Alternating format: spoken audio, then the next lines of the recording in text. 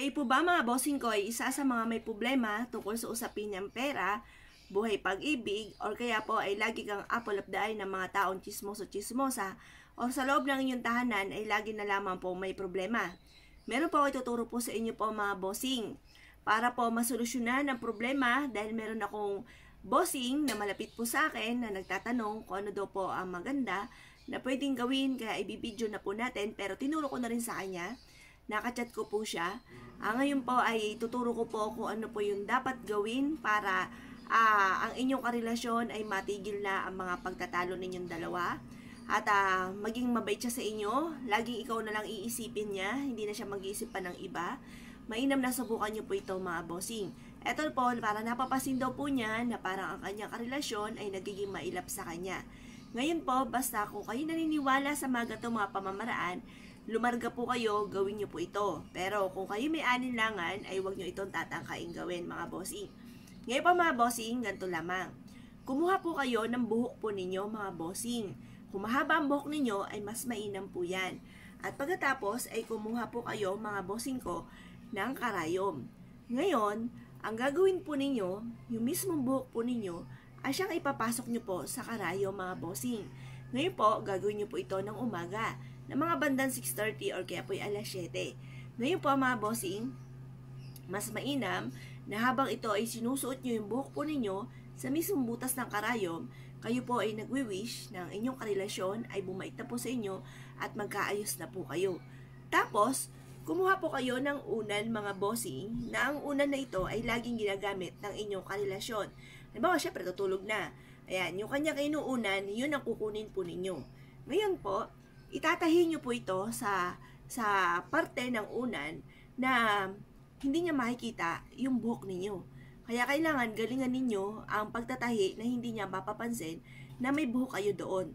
Ito po isa sa mga pinakamabisa para ang inyong karelasyon ay kumbaga makonsensya sa mga bagay-bagay na maaaring siya po ay may ginagawang kalokohan, para makonsensya po siya, hindi na siya gumawa ng kalokohan, ikaw laging ang maiisip niya na nakakonsensya siya, na hindi niya dapat gawin yung mga bagay na mali. Ganun po mga bossing ang gagawin po ninyo.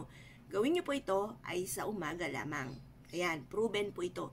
At huwag niyo na ito ipagsasabi kahit kanino kasi hindi tumatalab ang mga ginagawa natin kapag ito ay may nakakaalam na iba. Kaya kailangan isikreto niyo lamang ang paggawa po nito. Ito po isa sa mga subok na napakaswerte. Or kaya po ay subok na makapagpapabago sa inyong karelasyon. Kung siya po ay napakakuripot pa sa inyo, hindi kayo binibigyan ng pera, bagamat siya ay may trabaho, tapos napakakadamot niya sa inyo, pero sa ibang bagay ay napakabait po niya, gawin niyo po ito para siya po ay mabago mga bossing.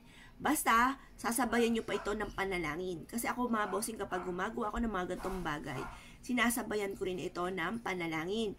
Kaya huwag kayong makakalimot magdasal. Focus ka lamang sa pagdadasal habang ikaw po ay gumagawa ng gantong mga pamamaraan.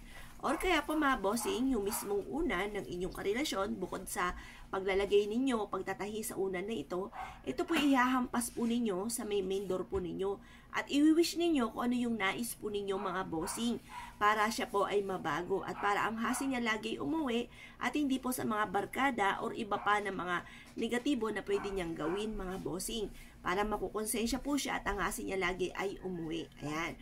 Ngayon po, bukod po dito mga bossing, ay mainam din po, meron din akong bossing na yung kanya daw pong mister ay hindi daw po sinusuportahan ang kanyang mga anak. Ngayon, ito naman ang aking masasabi dyan. Maghanap po kayo ng ganito mga bossing. Teka, isa-search natin. Kailangan mahanap nyo po ito. Ito po ay pinagbahayan ng bubuyog. Yan. Yan. Wala naman akong binabanggit na pangalan. Kaya kasi ayoko rin naman kumbaga po protektahan natin ang bossing natin. Ibibidyo ko na lang para malinaw na malinaw. Yan. Yung mga ganitong itsura, mga bossing. Kailangan nyo po ng ganyan, mga bossing. Kasi, di ba yung bubuyog yung pinagbahayan? Isusulat nyo po sa isang malinis na papel ang inyo pong mga nais na maganap sa inyo na inyong karelasyon. Halimbawa po ay ganito. ang inyong karelasyon ay hindi nagbibigay ng suporta sa inyo pong mga anak. Isulat niyo po dito na ang aking karelasyon ay huwag pabayaan ng aking anak at magbigay siya ng suporta. Ganun po mga bossing. Banggitin ang tunay na pangalan ng inyong karelasyon at ganun din po ang pangalan ng inyong pong mga anak. At pagkatapos, sabihin niyo po dito na huwag siyang makalimot sa mga tungkulin niya sa kanyang mga anak. At pagkatapos niyo po na isulat na dito ang lahat ng mga nais po ninyo, ay ilagay niyo po yung pinagbahayan ng bubuyog dito sa mismong gitna at ito ay tupiin at ilagay niyo po ito sa mataas na lugar. Ilagay niyo po ito sa mga parting cabinet sa may itaas, sa taas at hayaan niyo lang po siya doon na wala nakakita, wala nakakaalam ng kahit sino. Kasi ang masaklap mga bossing kapag may nakakaalam ay nauudlot ang mga ninanais natin. Ang daming mga balakid, ang daming mga nagiging dahilan kung bakit hindi natutupad ko ano man po yung ano. Kasi minsan may mga hindi naniniwala kasi kanya-kanya po tayong paniniwala. May mga hindi naniniwala. Ngayon, nalaman po nila, sabihin, para kasi raulo, naniniwala ka sa mga ganyan.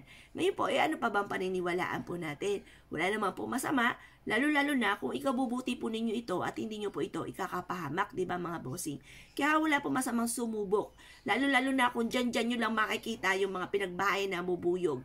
Basta hanap lang kayo at ingat po kayo sa bubuyog at baka kayo'y makagat. Ngayon po, kailangan isisikreto natin ang lahat ng ito. O, di tapos na tayo sa usapin ng buhay pag-ibig, tapos na rin tayo sa suporta ng ating mga anak. Pagdating naman mga bossing ko, sa usapin mga bossing ko, ng kaperahan po natin, gumawa po kayo ng ganito mga bossing. Gumawa po ako ng ganito. At ito po ay mga bossing ko ay bagamat may mga pagsubok pa rin na pinagdadaanan kasi lahat ng tao na mga dumadaan sa mga pagsubok ay natural lang yan. Kasi wala naman tao na walang pagsubok mga bossing. Lahat tayo ay dumadaan sa mga iba't ibang pagsubok sa ating buhay. Kailangan lamang po natin nang huwag ka makakalimot magdasal or kung ang pagsubok niya yan ay tungkol sa usapin ng pera, double time sa pagkayod, at kailangan po mga bossing may mga pangontra tayo sa kamalasan. Kagaya po nito mga bossing ko ang ating bawang. Ang bawang na ito mga bossing ko ay nagtataboy ng kamalasan maging sa mga bad spirit.